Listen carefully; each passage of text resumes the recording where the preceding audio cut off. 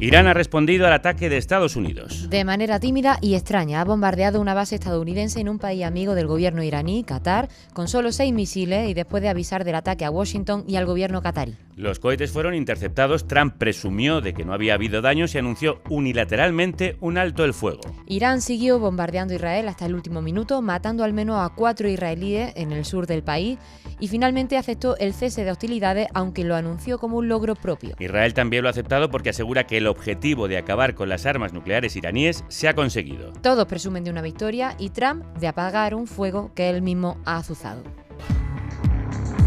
Me gustaría felicitar a ambos países por tener la resistencia, el coraje y la inteligencia para poner fin a lo que debería llamarse la Guerra de los 12 días.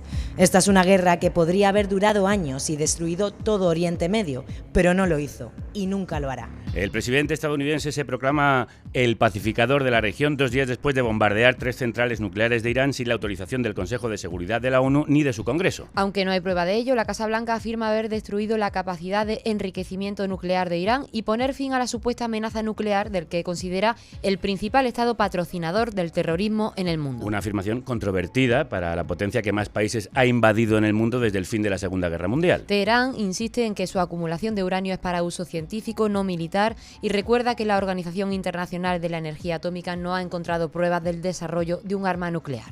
Señor Trump, el apostador, usted empezó esta guerra, pero la acabaremos nosotros. El fin de la guerra que anuncia Washington podría complicarse si Irán cumple la promesa de cerrar el estrecho de Hormuz, estrangulando el mercado global del petróleo. Recordemos que todo empezó con el ataque de Israel a Irán hace 10 días, lo que desató un fuego cruzado en el que han muerto 430 iraníes y 28 israelíes. Netanyahu rompió el posible acuerdo diplomático sobre armas nucleares que Irán y Estados Unidos pretendían sentarse a negociar. Trump acabó dejándose arrastrar por la respuesta bélica a un conflicto que podría resolverse diplomáticamente, por eso Netanyahu se mostró entusiasmado.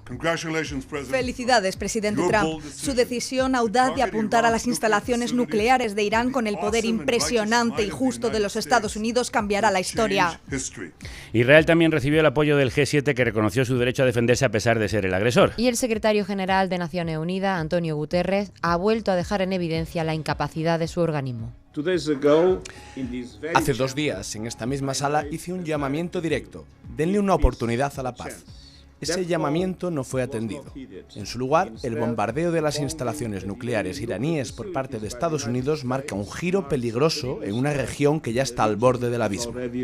La guerra no ha terminado, como anuncia Trump, ni siquiera se está respetando su alto el fuego. Israel acaba de anunciar que activa sus defensas porque continúan los bombardeos de Irán. Hoy nos preguntamos si estos dos pirómanos que inician guerras y dicen acabarlas a bombazos van a incendiar el mundo que ya arde desde Irán al genocidio en Gaza. Hola, perdona que te interrumpamos. Somos Irene y Andrea, guionistas de Carne Cruda. Vamos, que preparamos los temas, Y hacemos las preguntas de las entrevistas. buscamos a las mejores invitadas. Y en general escribimos los guiones de programas como este que estás viendo. Nuestro trabajo es posible gracias a las personas que donáis a Carne Cruda. Por eso, si queréis que sigamos haciendo un podcast tan incisivo e independiente como este, entrad a carnecruda.es, pinchad en Hazte productor y dejadnos los monises. Disfruta del programa. Y para responder a esta y otras preguntas nos acompañan Ignacio Álvarez Osorio, catedrático de Estudios Árabes de la Universidad Complutense de Madrid, autor de una veintena de libros sobre el mundo árabe y Oriente Medio. Ignacio, crudos días. Crudos días. Y también Olga Rodríguez, periodista, analista, experta en Oriente Medio y colaboradora del diario.es, nuestro medio asociado y de esta república. Olga, bienvenida de nuevo, crudos días. Un placer. ¿Qué significan esta agresión y ahora este frágil alto el fuego que parece que se está rompiendo, Ignacio? Bueno, significa, yo creo que Israel lo que quiere es un escenario cuanto peor mejor de cara a extender la guerra y crear una cortina de humo a través de la cual pueda culminar el genocidio en Gaza, la limpieza étnica, la expulsión de más de 2 millones de personas, que por hoy yo creo que esa es su absoluta prioridad, ¿no? Y por supuesto también intentar en un futuro repetir ese mismo escenario en Cisjordania, ¿no? Los integrantes de la coalición de gobierno han dejado muy claro que su máxima prioridad es establecer un gran Israel entre el río Jordán y el mar Mediterráneo, y por lo tanto la única gran amenaza para ese proyecto, la única resistencia que había era el régimen iraní, y había, ¿no?, que desactivar esa amenaza antes de lanzar, ¿no?, la última andanada para culminar ese proyecto de limpieza étnica. Israel boicoteó con sus bombardeos la negociación nuclear que Estados Unidos iba a iniciar con Irán. ¿Esto ha sido una estratagema conjunta de Trump y de Netanyahu para evitar la diplomacia y conseguir lo que ellos querían por la fuerza? Lo cierto es que Donald Trump sabía que Israel iba a lanzar ese ataque, lo sabía previamente, lo cual es bastante llamativo porque estaba a punto de sentarse en Omán en una nueva ronda de negociaciones con Irán para negociar sobre su programa nuclear. Por lo tanto, lo que sabemos hasta ahora es que Israel claramente buscaba con este ataque contra Irán un ataque ilegal, porque no tenía ni permiso del Consejo de Seguridad de Naciones Unidas, ni había habido ningún tipo de provocación previa por parte de Irán contra Israel. Lo que buscaba era la paralización de esas negociaciones. Trump lo sabía, ocurrió, por lo tanto obtuvo el visto bueno de Trump, y de esta manera han logrado dos cosas. Por un lado, intentan debilitar el régimen iraní, como decía Ignacio, y por otro lado, no estamos hablando de Gaza, del genocidio en Gaza, de lo que está ocurriendo en Cisjordania, la anexión de nuevos territorios, 22 nuevos asentamientos ilegales en marcha, que es la mayor ampliación de la ocupación ilegal israelí en los últimos 30 años. Ignacio, Irán vuelve a atacar siempre con poca fuerza, ataques cosméticos, casi más para salvaguardar su imagen que para hacer daño. ¿Es previsible que vayan a más o a menos? Bueno, yo creo que si algo ha demostrado lo que hemos visto en los últimos 10 días es la absoluta superioridad militar por parte de Israel, y que evidentemente a la Guardia Revolucionaria no le interesa un choque frontal con Israel porque tiene todas las de perder. No olvidemos que Israel además tiene el respaldo incondicional por parte de Estados Unidos, pero también por buena parte de los países occidentales, tal y como quedó claro el otro día en el G7. Y por lo tanto, lo que intenta Israel es aprovechar, ¿no?, esa situación de superioridad militar y de apoyo incondicional por parte de Occidente para redibujar las fronteras de Oriente Medio y también para asentar su hegemonía en la región, ¿no? Los únicos, actores que se oponían a ese proyecto eran por una parte Irán y por otra parte lo que se denominaban sus proxies, sus aliados regionales, grupos que poco a poco han sido descabezados, primero Hamas en Gaza, después Hezbollah en Líbano. La situación de los Houthis también es sumamente precaria y los grupos chiíes en Irak tampoco se han activado después de esos ataques, ¿no? Por lo tanto, esto constata la máxima debilidad del régimen iraní y que probablemente su prioridad ahora mismo sea garantizar su propia supervivencia, y eso pasa por ganar tiempo, por poner fin a las hostilidades y afianzarse a nivel interno. Pero es cierto que también hay una disensión interna entre la Guardia Revolucionaria, quienes creen que se debe ir más lejos de lo que se ha ido hasta ahora. Bueno, hay rumores, ¿no? Hay rumores de disensiones, entre otras cosas también porque el guía supremo, Jamenei, tiene más de 86 años. No está muy claro cuál va a ser el proceso de sucesión. Según parece, ha designado a 3 posibles candidatos para sustituirle en el caso de que sea asesinado, pero hay voces pragmáticas a favor, ¿no?, de poner fin de una manera definitiva a ese programa nuclear y negociar con Occidente y sobre todo con la Unión Europea, y hay sectores halcones, duros, partidarios más bien, ¿no?, de un choque frontal, ¿no? Entonces, bueno, parece que esos ataques israelíes en los últimos días lo que han hecho ha sido de alguna manera intensificar las tensiones entre esos sectores, los reformistas, los principalistas o halcones, ¿no?, como también se les llama, y bueno, también es un régimen muy hermético que no sabemos exactamente hasta qué punto, ¿no?, esas disensiones pueden provocar un estallido a nivel doméstico. Claro, y en ese sentido Israel lleva 3 décadas agitando el fantasma de las armas nucleares en Irán. ¿Hasta qué punto eso es real? ¿Es una amenaza real, Olga? ¿O es el nuevo arma de destrucción masiva? Bueno, pues efectivamente llevamos 3 décadas escuchando hablar de ello. Ha habido épocas en las que se avanzaba en la negociación. No hay que olvidar que quien se levantó de la mesa de negociación fue Donald Trump en su anterior mandato. Y esto lo cambió todo, evidentemente. A día de hoy no hay ninguna prueba de que haya un programa nuclear con fines militares. En marzo la propia agencia de inteligencia estadounidense así lo afirmaba, y también el propio Organismo Internacional para la Energía Atómica en ningún momento ha hablado de indicios o de pruebas sobre la existencia de armamento nuclear o la voluntad o el hecho de que en estos momentos estuvieran fabricando armamento nuclear. Es decir, cuando ustedes, vosotros, vosotras, leáis y escuchéis esta expresión que estamos escuchando tanto estos días, instalaciones nucleares o programa nuclear, eso no significa que sea un programa nuclear militar o que sean instalaciones nucleares militares. A día de hoy no hay pruebas al respecto. Por lo tanto, por un lado, eso hay que cogerlo con muchas pinzas, ¿no? Y por otro lado, ser conscientes de la voluntad del gobierno ultraderechista israelí, que tiene el objetivo de ese gran Israel, de anexionarse territorio palestino, de debilitar más aún Líbano, de seguir con presencia en el sur del Líbano, de avanzar en la anexión de territorio sirio también, tiene anexionados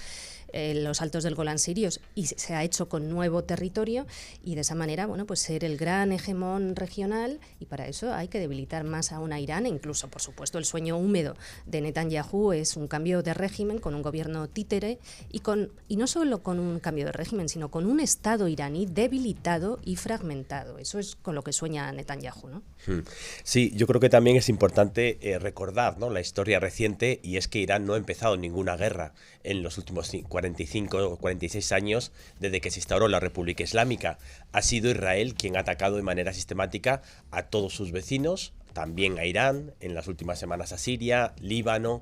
Entonces, bueno, está ese hecho que Irán jamás ha empezado una guerra.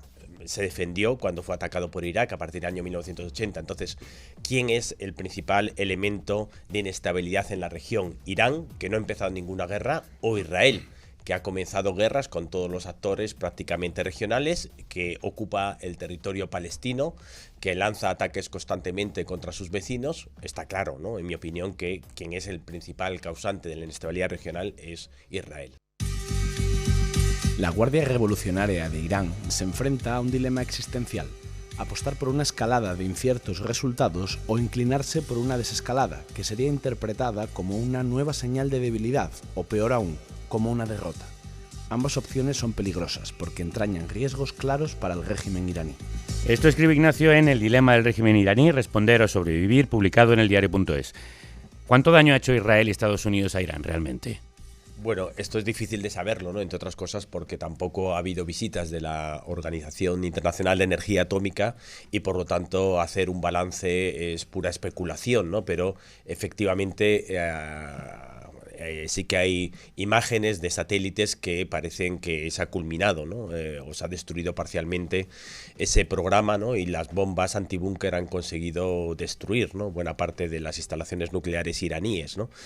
Pero bueno, más allá de eso, todavía ya digo que nos movemos en un terreno de la especulación, porque no sabemos a ciencia cierta si ese programa está definitivamente dañado o si lo que va a ocurrir precisamente es el efecto contrario al deseado. Es decir, lo que va a intentar la Guardia Revolucionaria es acelerar el proceso de construcción de una bomba atómica, precisamente para utilizarla con fines disuasorios ante eventuales ataques, ¿no? Es decir, que podría precisamente causar el efecto contrario al deseado. Y vamos a ver qué efectos puede causar en la zona. Como señalabais ambos en vuestros últimos artículos, la actuación de Estados Unidos apuntala la ley del más fuerte frente al derecho internacional. Se hizo de forma unilateral y sin aprobación previa del Consejo de Seguridad de la ONU. ¿De qué manera puede reaccionar todo el entorno? El más cercano, en Oriente Medio, y también el más lejano, pienso en China y en Rusia. Bueno, de una manera en la que no se fía en absoluto de Estados Unidos, ya no solo de Israel, sino de Estados Unidos, porque dice una cosa, hace la contraria, viola la ley internacional, y lo que pasa es que las capacidades militares, estamos en un escenario de la ley del más fuerte, de la ley del más dispuesto a usar la fuerza bruta. Si Irán, habiendo intentado negociar, habiendo intentado cumplir todos los acuerdos sobre su programa nuclear al respecto, ve cómo primero Trump se levanta de la mesa, ve cómo después el otro día vuelve a levantarse de la mesa de una manera figurada, porque cuando iban a sentarse permite y da el visto bueno, y no hace nada al respecto para impedirlo, que Israel lance un ataque ilegal contra Irán, ¿por qué Irán va a tener que concluir que va a seguir cumpliendo e intentando negociar e intentando llegar a acuerdos? Se les está estrechando cada vez más el carril. Se está imponiendo en esa ley del más fuerte una reacción que podría ser la de, bueno, ya que no me sirve cumplir, voy a intentar acelerar un programa nuclear con otros fines. Esto es el peligro que existe en estos momentos, porque, bueno, no hay un espacio para las negociaciones, ¿no? No hay espacio para acuerdos, para la diplomacia, para la política. Básicamente es el espacio de la imposición con mano dura. ¿Y qué peligros hay en la zona? ¿Y qué riesgos de que algunos de los aliados de Irán decidan apoyarle? Bueno, yo creo que Irán está completamente aislado, ¿no? Incluso Rusia, China, dos países que podían haber acudido en su ayuda, se han abstenido de hacerlo. Y bueno, yo creo que la acción un tanto a la desesperada del presidente Trump, ese bombardeo contra las centrales nucleares iraníes, es un intento desesperado, ¿no?, de mantener la hegemonía mundial que ha tenido Estados Unidos prácticamente después de la Segunda Guerra Mundial hasta nuestros días, y que parece que en las últimas décadas estábamos dirigiéndonos a un nuevo orden de carácter multipolar, en el cual pues muchos los países de los BRICS, ¿no?, por supuesto China, iban poco a poco a asumir cada vez mayor protagonismo, ¿no?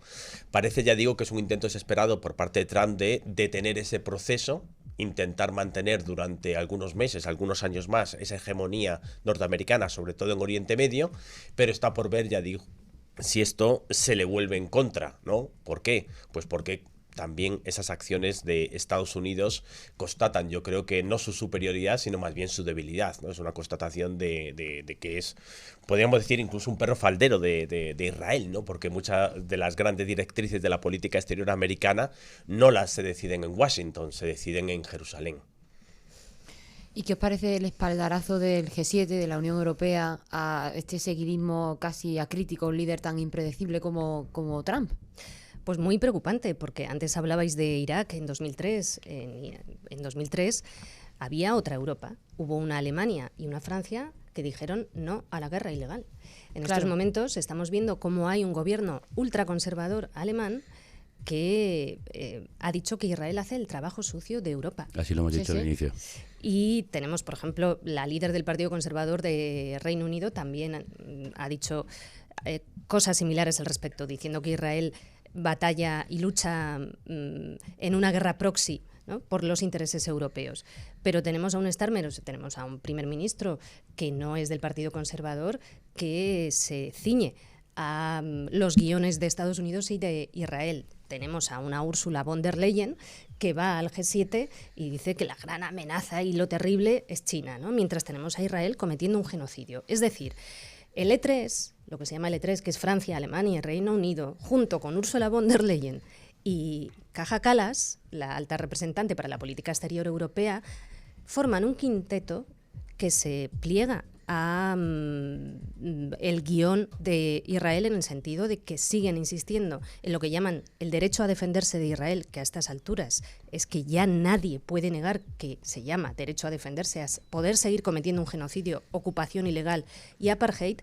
Y por lo tanto también hay que preguntarse cuál es el papel de Europa y qué supone esto para el resto de los estados europeos, porque este quinteto habla como si estuviera hablando en nombre de toda Europa, en contra de los intereses de buena parte de Europa, por supuesto de la mayoría social europea, pero también de buena parte de los estados europeos. Y has citado la guerra de Irak en 2003, la invasión ilegal de George Bush, con el apoyo de potencias como Gran Bretaña, pero también países como el nuestro. ¿Se parece algo esto que estamos viendo a aquello que tú viviste, que contaste desde allí?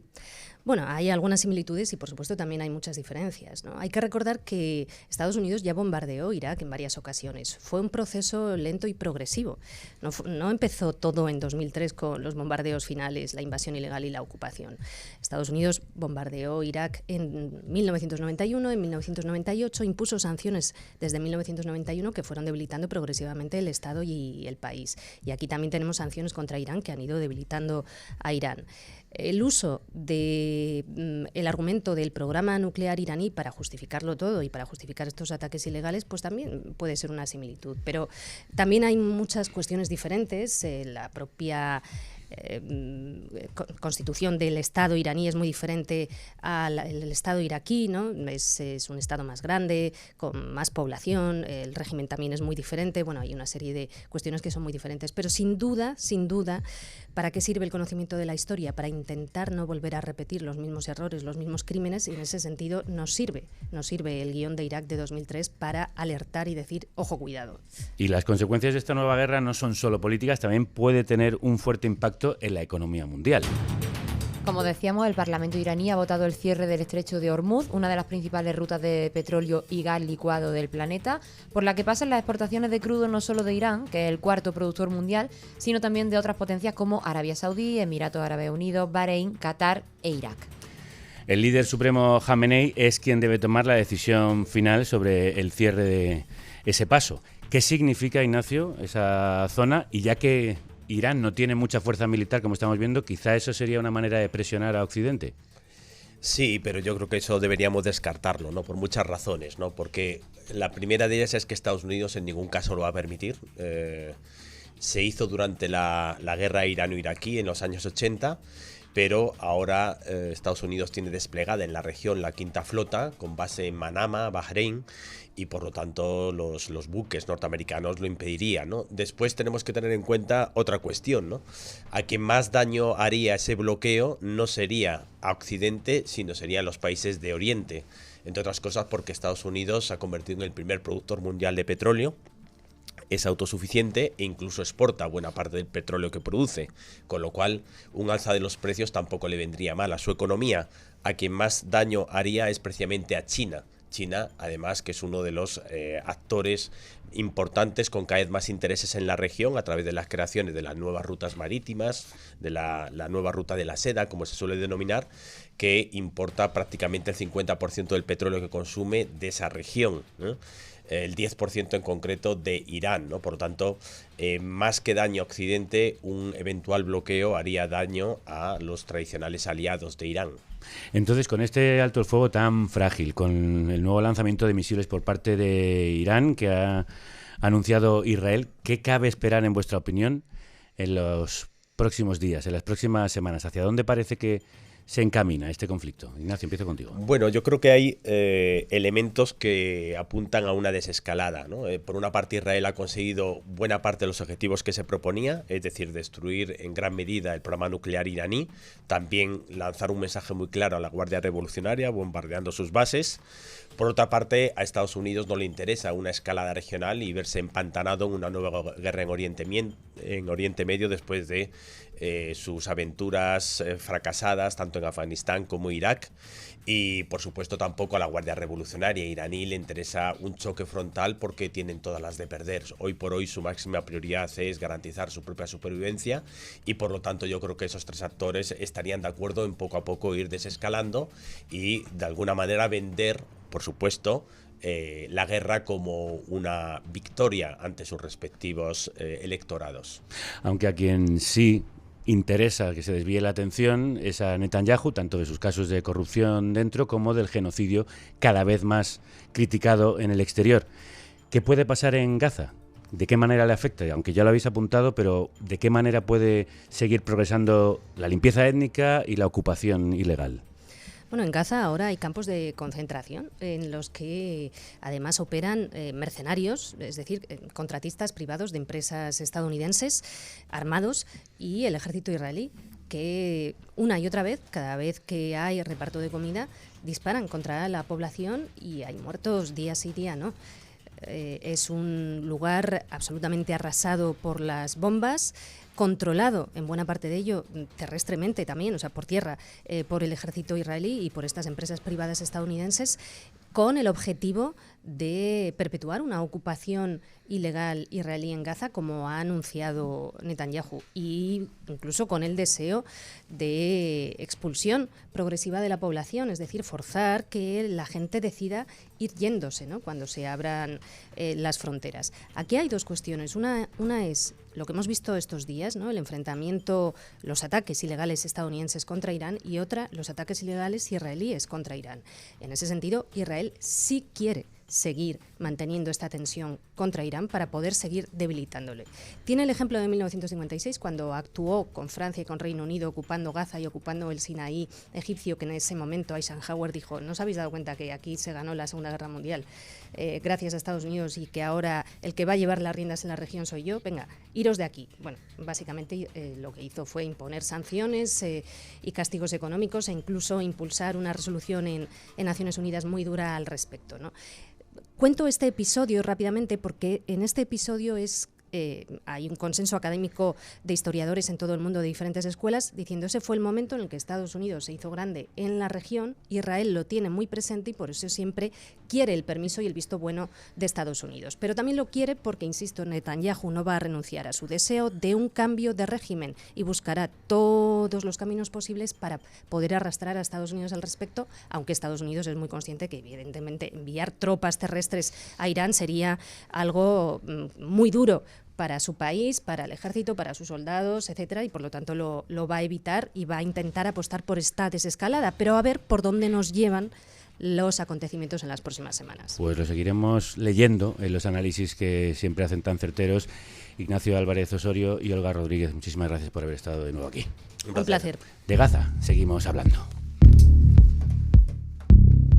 Porque la guerra israelí allí ha convertido a la franja en un territorio inhabitable. Aunque la atención internacional haya cambiado el foco, como estamos contando, las bombas siguen cayendo. Gaza sigue siendo un lugar donde se muere cada día. Ayer, 56.000 muertos después, la Unión Europea concluyó en un informe lo que para el común de los mortales es obvio desde hace muchísimos meses, que Israel viola los derechos humanos. España pidió en Bruselas la suspensión del acuerdo de asociación, un embargo de armas y sanciones contra Israel. Lo decía el ministro de Exteriores español, José Manuel Álvarez. Voy a pedir valentía a Europa para defender los más elementales principios, no solo del derecho internacional, sino de la mera humanidad. Tenemos encima de la mesa un informe de la alta representante solicitado durante muchos meses por España que indica claramente lo que España ya sabía, que hay una violación flagrante de los derechos humanos en estos momentos en Gaza por parte de Israel. Pero antes de esta guerra hubo muchas otras guerras. Y en la de 2014 el periodista Hernán Zin filmó Nacido en Gaza, un documental que recogía el testimonio de 10 niños que narraban su infancia entre escombros, miedo, duelo y heridas de guerra.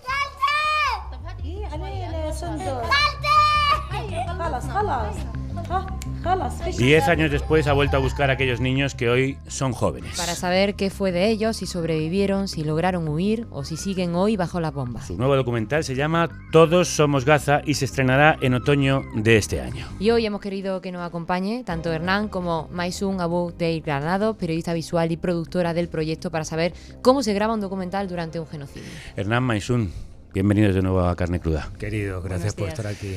Bueno, Hernán, en 2013 entrevistaste a esos 10 niños de los que hablábamos, entre la rabia, el dolor y la inocencia, y una década después has vuelto allí para ver este genocidio que se está retransmitiendo en directo y vosotros lo estáis grabando también en directo. ¿Qué te has encontrado? Mira, yo empecé en 2006 con el libro Llueve sobre Gaza, el primer asesinato de niños. Había 40 niños muertos y nos pareció un escándalo. De hecho, en el prólogo del libro digo que estábamos con Gaspar Llamazares, hay que llevar a Ehud Olmert al Tribunal Internacional.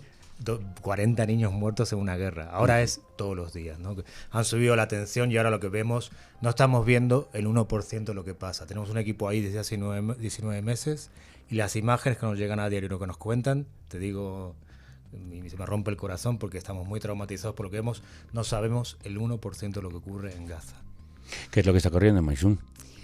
Bueno, lo que está ocurriendo es básicamente lo que lleva ocurriendo más de un siglo, ¿no? La gente piensa que la ocupación israelí lleva 77 años, pero no, esto empezó antes incluso de lo que pensamos. Empezó, de hecho, más o menos en 1808, mucho antes de lo que la mayoría de la gente piensa, ¿no? Y es una escalada de lo que del proyecto sionista que llevan implementando todo este tiempo, ¿no? Es una situación que ya estaba planeada, que no ha sido un producto del 7 de octubre, ¿no? Que llevan muchísimos años, décadas, planeando la aniquilación del pueblo palestino y la Nakba realmente no fue un evento que solo sucedió en 1948, está sucediendo aún. Entonces, Bueno, simplemente es el proyecto sionista que sigue siendo implementado. A pesar del bloqueo informativo, de que no se haya dejado entrar a los periodistas extranjeros, los periodistas palestinos lo están contando como pueden, bajo las bombas, muchos de ellos perdiendo también la vida. ¿Cómo es ese 99% que no estamos viendo y que vosotros ibais a contar en el documental, Hernán? Te cuento las últimas imágenes que nos mandó el equipo ayer, que es un equipo de chavales de 19 años, 20 años, porque el resto han sido asesinados. Eran jóvenes los de 30, eran los jefes, y ahora quedan los de 19, como Ibrahim, como los que están ahí jugándose la vida, que es mucha responsabilidad, Javier, y lo sabéis. Dirigir a gente en remoto, digo, chicos, no corráis peligro, pero también tienen que buscar comida ellos mismos, proteger a sus familias. Está siendo desgarrador. Las últimas imágenes del último asesinato, porque los israelíes lo que hacen ahora es ponen comida, lanzan bolsas de harina y empiezan a disparar a la gente. Las últimas fotos de ayer, del último asesinato, la gente que estaba muerta en el suelo estaba en los huesos como la gente de Auschwitz. Creo que eso nos da la imagen del hambre que están pasando y de cómo se les tira como honeypot, como miel para las abejas, se acercan las abejas y se empieza a disparar. A mí yo no puedo más con esto. Yo no puedo más con la connivencia de Occidente, con que los grandes medios no estén protestando porque entremos ahí, entrevisten a embajadores israelíes y no sé qué. Digo, no nos dejan informar para que nos mostremos la verdad, y lo vais a ver en la película, porque todos somos Gaza, vais a ver lo que no habéis visto. Hemos encontrado a los niños, pero eso es la punta del iceberg. Lo que hay debajo es terrible. ¿Cómo están aquellos niños de hace 10 años? La mayoría siguen vivos, ¿no? Y con una resiliencia. Ayer encontramos, y lloré mucho y no quiero llorar, a Bisan, que es una niña que en 2014 se le cayó el edificio encima, fue la única sobreviviente de la familia, llamó ella a la ambulancia con 8 años, la rescataron de los escombros, fue la única superviviente. Volvió a los 2 meses, no hablaba, ahora habla fluidamente, pero dices, macho, sobrevive a un edificio encima y ahora está muriéndose de hambre en una tienda, en una playa. ¿Cuánto se puede castigar a un pueblo para robarle su territorio? ¿Cuánto se lo puede masacrar? ¿Cuánto está esperando Europa para poner sanciones o inclusive, como pide el derecho internacional ante un genocidio, intervenir militarmente, que es lo que hay que hacer? Los únicos que lo han hecho son los hutis. Cuando hay un genocidio está la obligación de intervenir militarmente. Solo los yemeníes han tenido el valor para hacerlo. Los demás somos cómplices. Y me da mucha pena y me da mucha tristeza, y podemos hablar del porqué. Y también algo que nos da mucho miedo, la AI, la inteligencia artificial. Pues esta es un genocidio hecho con inteligencia artificial. Y te da pánico lo que te cuenta. Hablemos de eso.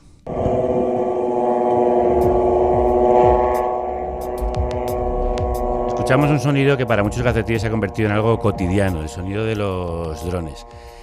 ¿Qué estáis encontrando sobre el laboratorio de armas que es Palestina para Israel, sobre el uso de inteligencia militar, inteligencia artificial para masacrar, para exterminar a un pueblo? Bueno, Palestina no ha empezado a ser un laboratorio experimental armamentístico desde hace poco, ¿no? Llevan décadas haciendo eso, siempre lo ha sido. Armas químicas, drones, inteligencia artificial, llevan mucho más tiempo de lo que pensamos.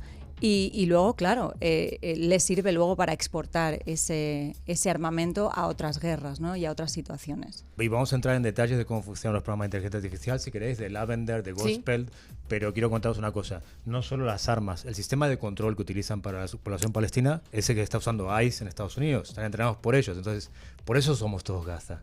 Lo que se prueba en Palestina, como el programa Pegasus para investigar a la gente, que se usa contra los políticos en Europa para distorsionarlos. Y quizá por eso también los políticos dan el apoyo a Israel. Exactamente, pues todos están comprometidos. Pegasus empieza en 2013, es un virus que te pone en el teléfono y te saca toda la información. Y eso lo tiene todo Israel. Y claro, ¿quién va a hablar en contra de Israel entonces? Lo de Epstein se queda pequeño. Eso fue una maniobra muy burda del Mossad de sacar información a gente, ponerle líneas delante. Ahora no les hace falta. Con el Pegasus tienen todo lo que quieran. ¿Cómo se usan esos programas allí? ¿Para qué sirven? Te cuento, mira, está Lavender, que ¿Sí? es el primero. Lavender, a través de años de recolectar información, que es lo que va a pasar en Europa, que no es nuestro futuro, de recolectar información de todos los palestinos, tienen la voz, la cara, las redes sociales, el teléfono, dónde viven, quiénes son sus amigos, tienen todo en una cuadrícula. Esa AI, apoyada por Microsoft, lo manda, saca 200 objetivos al día. ¿eh? Cada objetivo tiene una cantidad de daños colaterales. Líder de Hamas, 500. Segundo mando de Hamas, 200. Cualquiera que haya tenido que ver con el 7 de octubre, toda la familia. Un barrendero del gobierno de Hamas, 20 daños colaterales. Eso manda 200 datos al día a un programa llamado Gospel, que es el que manda a los cuadricópteros a matar a la gente, que es un arma nueva, infernal, que la vamos a ver en las próximas guerras. Pues los primeros drones en mi vida los vi en Gaza en 2004. Y ahora son el sumum de la guerra. Yo le dije a Planeta, quiero escribir un libro sobre esto, y me dijeron, eso no va a ninguna parte. Pues bueno, ahora son todos drones las guerras. Digamos, Israel prueba con el Elbit System, prueban los palestinos. Todo este estado de seguridad orwelliano que nos va a caer encima con la AI, lo prueba con ellos y después nos lo vende a nosotros y estamos todos involucrados, y aquí está la connivencia y por eso hay un genocidio, ¿no? Pero el programa Lavender es muy perverso. Y de hecho, fíjate que además pasó bastante desapercibida esta noticia. Hace unos meses leí un artículo, no recuerdo el sitio, pero que hablaba de que a partir del 7 de octubre docenas de compañías de hackers israelíes se habían mudado a Barcelona, habían puesto su base en Barcelona y estaban operando con inteligencia artificial y con informática en España, ¿no? Solo una puntualización. Mira, anteriores guerras en Gaza, que yo estuve 2006, 2008, 2014, se tardaba un mes en identificar 50 objetivos militares. Los altos mandos debatían, estar aquí, ahora son 200 al día. Y es un chaval que aprieta un botón sí o no. Por eso la devastación que estamos viendo. Eso que contabas de los hackers lo contamos aquí en el programa dedicado a la guerra digital. No hay un dato oficial, pero se habla de que entre 10.000 y 37.000 personas fueron seleccionadas automáticamente por la IA para ser asesinadas en un sistema que funciona priorizando la letalidad sobre la precisión. Y aparte del Lavender del que hablabais, también hay otra herramienta clave, Where is Daddy, en inglés, ¿dónde está papá?, que sirve para rastrear a individuos ya seleccionados y lanzar bombardeos cuando se encuentran en casa. Estamos hablando ya de la definitiva deshumanización de la guerra. Ya no hay un cuerpo a cuerpo, ya todo se hace a distancia, se selecciona algorítmicamente a las víctimas y se las pulveriza. Te cuento un caso de un periodista, el periodista que filmó la niña quemada, lo querían matar a Israel, obviamente. Estaba en Rafah con un grupo de amigos míos. Llega una llamada de teléfono y dije, sal de ahí, mira el cuadricóptero y le lanza la bomba. Si se quedaba, lo mataba con todos. No es la opción, o mueres tú solo, mueres con tus compañeros periodistas. Es así de preciso, terrible, frío, y eso se viene para todos. Maison, tú eres hispano-palestina y has trabajado cubriendo conflictos en Kosovo, Ucrania, Guatemala o Líbano. Incluso has sido nominada a un premio Pulitzer por tu cobertura de la guerra de Siria. Tu abuelo, por parte de madre, luchó en el bando republicano en España. Tu padre huyó de Palestina para estudiar en nuestro país. Tu historia está marcada al final por la guerra, por el exilio. ¿Qué cambia para ti cuando la guerra que te toca contar sucede en un sitio pues donde están tus raíces? ¿Cómo separas también lo profesional de lo personal? Bueno, es que para mí ser periodista es personal. Todo es político en esta vida, ¿no? Al final yo elegí ser periodista precisamente porque soy palestina y porque empecé a plantearme preguntas. Y luego, pues bueno, evidentemente acabé contando otras historias porque a mí lo que me interesa es el sufrimiento humano y la injusticia, ¿no? Y eso al final es universal, desgraciadamente. Entonces, sí que es tremendo lo que estamos viviendo ahora. Yo he nacido con trauma generacional, pero yo creo que lo que estamos viviendo ahora desde el 7 de octubre es otro nivel, ¿no? Pero es otro nivel no solamente para mí, es otro nivel para la humanidad en general.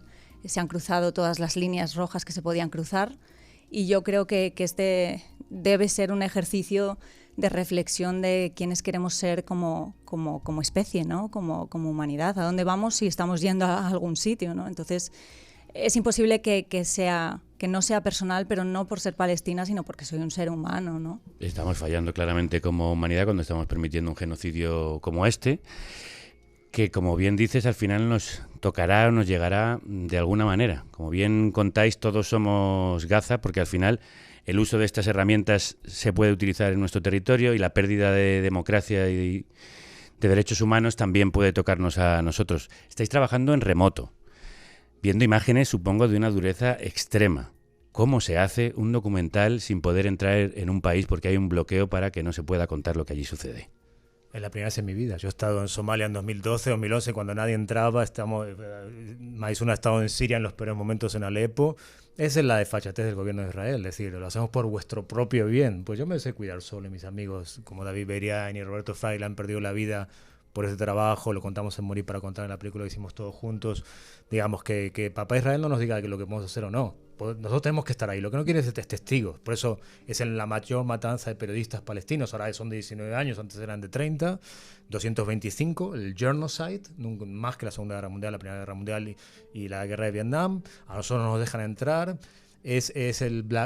Cada 3 días cortan internet, por eso recibir las imágenes nos cuesta muchísimo, claro. Sufrimos mucho porque se cortó internet en medio de entrevista. Yo estoy entrevistando en directo a un niño de los de la película anterior, o alguien que me está contando algo de AI o de las torturas, las violaciones, todo lo que hace Israel, que es brutal, no tenemos idea, chicos, es un 9%, los digo de corazón.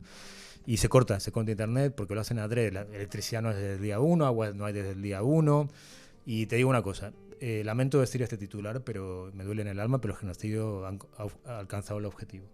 Se han cargado toda la clase, ingenieros, médicos, constructores, maestros de escuela, se han cargado toda la clase media. Lo mismo que hizo Hitler cuando invade Polonia. Lo primero que hace es matar a toda la inteligencia. Entonces, y los niños que están naciendo desde hace 2 años, pues siguen naciendo niños, los palestinos son muy resilientes, nacen con malnutrición, con problemas cerebrales. Entonces, ¿qué sociedad se va a reconstruir si no hay nadie para reconstruirla? Han matado toda la clase educada y que fue a la universidad, había muchos académicos. Entonces, el genocidio lo han conseguido, nos han ganado, ya está. Sigamos luchando, pero han ganado. El genocidio no se cuestiona, el genocidio ha terminado ya. Bueno, el lenguaje de la guerra siempre es el mismo, ¿no? Ya lo decía Millán Astray en España, ¿no?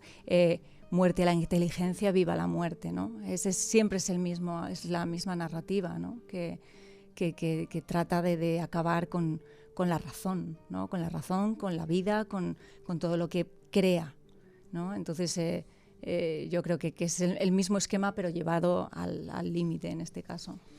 Pero hay que seguir contándolo y hay que seguir luchando, como bien decís. Estoy en un momento, Javier, que pondría bombas, digo metafóricamente, pero estoy muy cansado, Javier. Parece que con dinero, y lo hablamos el día de Intermón, parece que con dinero, con esos 3.000 psicópatas que manejan el mundo, que son los 1.000 millonarios, te puedes comprar un genocidio, destruir el planeta. El año pasado los bancos dieron dinero récord a las petroleras, seguimos con dinero te llevas todo por delante, y la AI va a ser la herramienta elegida. Sam Altman acaba de recibir dinero del Pentágono, Palantir.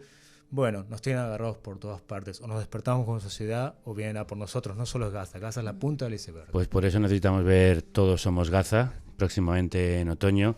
Hernán Zin y Maysun son 2 de los artífices, junto a un grupo de periodistas. Ellos son los que tienen el mérito, ellos. Que lo están contando desde allí. Son los héroes. Muchísimas gracias. A vosotros, un placer.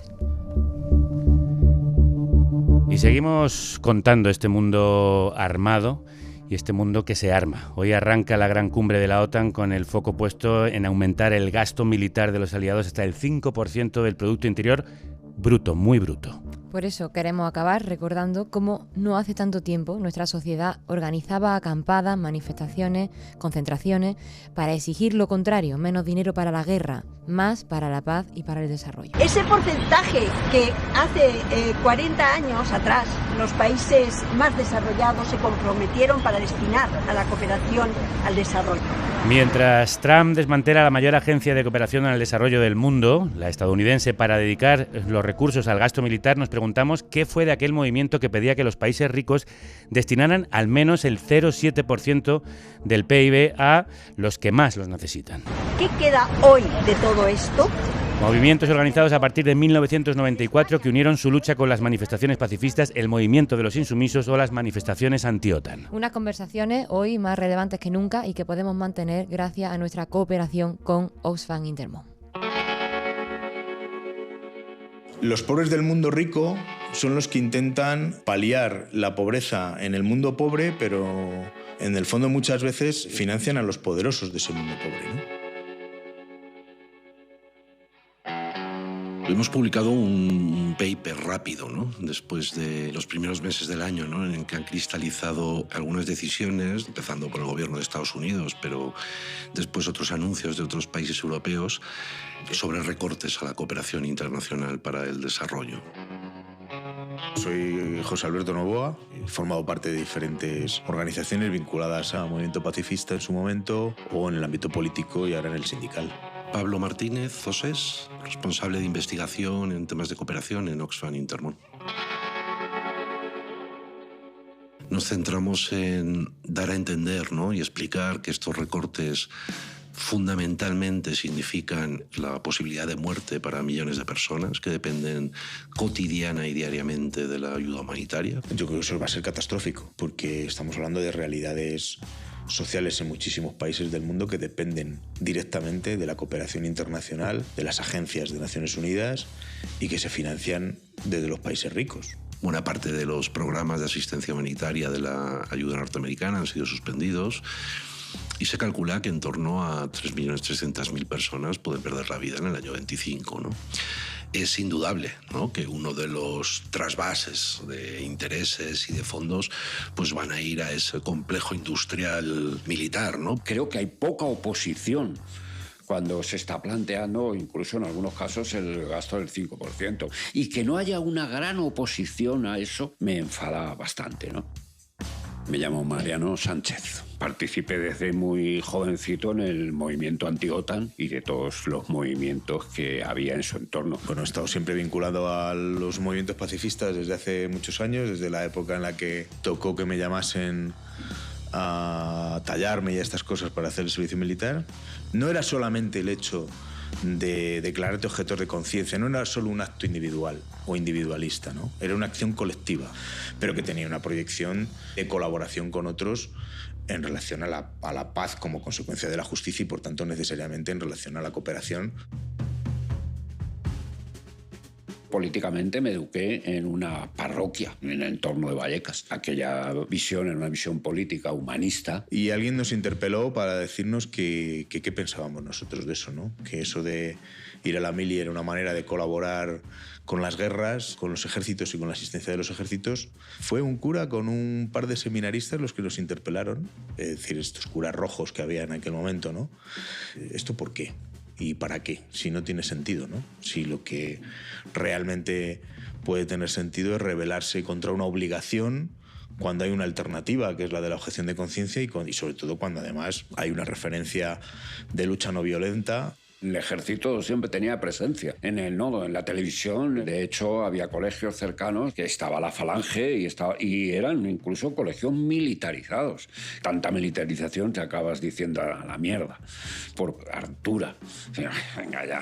Yo creo que respondió a una preocupación colectiva que había en el mundo juvenil en aquel momento, que era lo de la obligación o no de hacer el servicio militar, ¿no? Yo creo que ese fue un poco la grieta por donde el MOC en su momento y luego en Ávila en concreto desde esta Asociación de Objetores de Conciencia conseguimos penetrar en el ámbito juvenil con un discurso pacifista en el que el mejor ejemplo de sumarte a esa lucha pacifista era en aquel momento declararte objetor de conciencia, ¿no?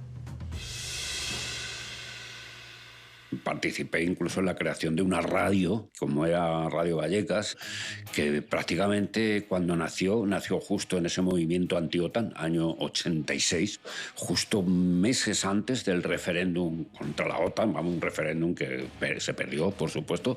Nosotros montamos esa radio para apoyar todo ese movimiento contra la OTAN. Había incluso algunos programas que lo hacía gente del MOC en Vallecas. Eran grupos totalmente antimilitaristas, gente que se había negado a ir a la mili. Y ahí, en ese entorno, estaban personas que se habían convertido además en desertores.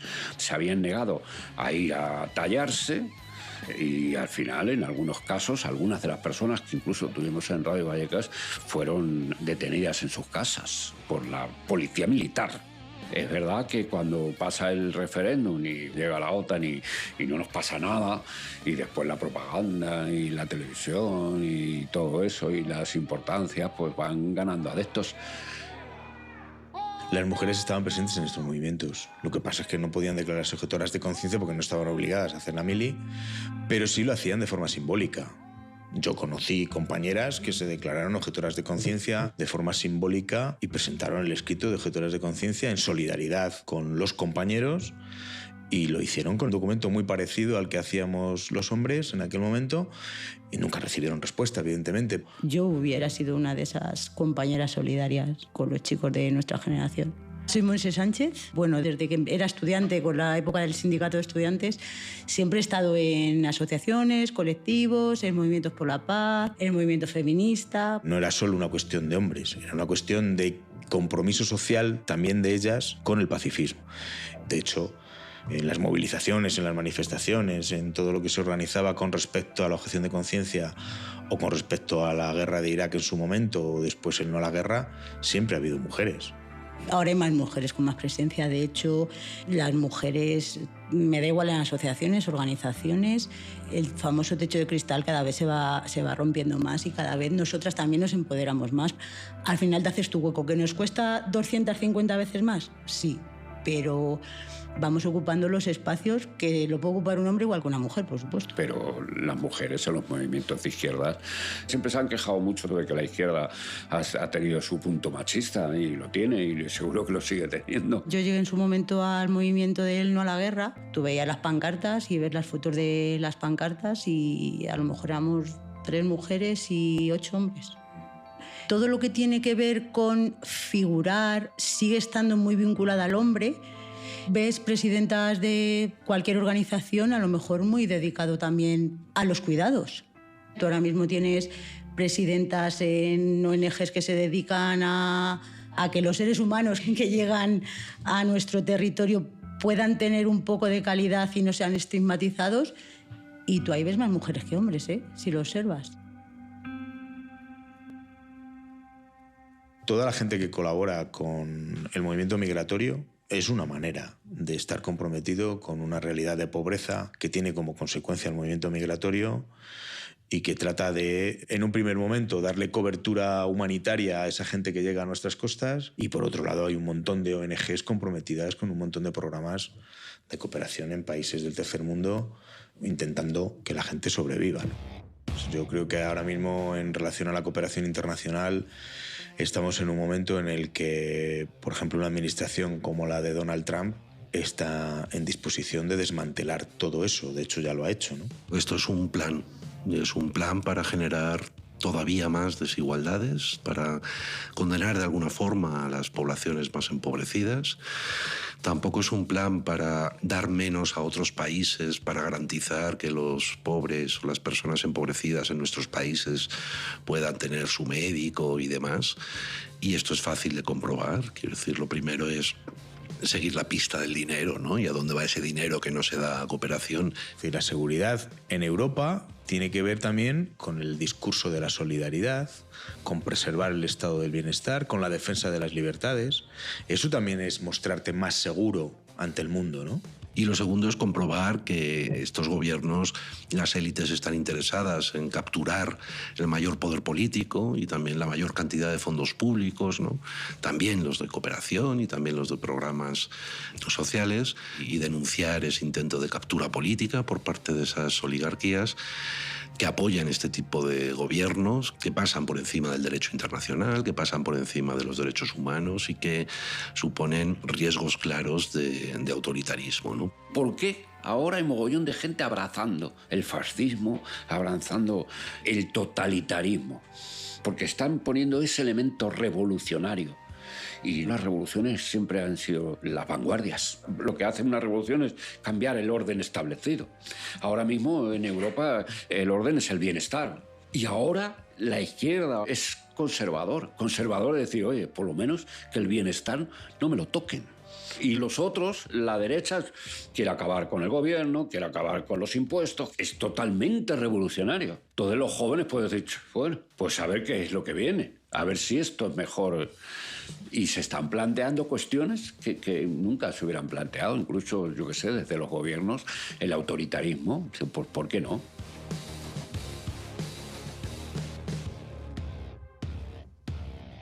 Más dinero para la paz y menos para la guerra es lo que pedirán representantes de más de 150 países en Sevilla, donde discutirán el futuro de la cooperación internacional en el mundo. Oxfam Intermón será una de las organizaciones presentes en la Conferencia Internacional sobre Financiación para el Desarrollo de la ONU, que arranca el 30 de junio.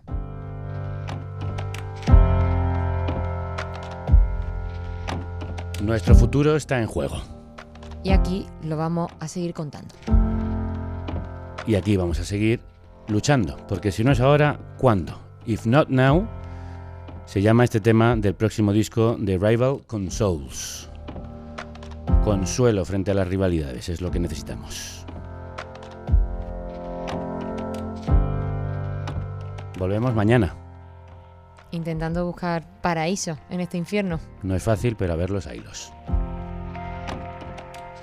Gracias por acompañarnos al otro lado, gracias por acompañarnos también en esta república, donde hoy tenemos visita, siempre muy bienvenida. Y le vamos a pedir que nos ayuden a despedirnos. Salud y república. Y que la radio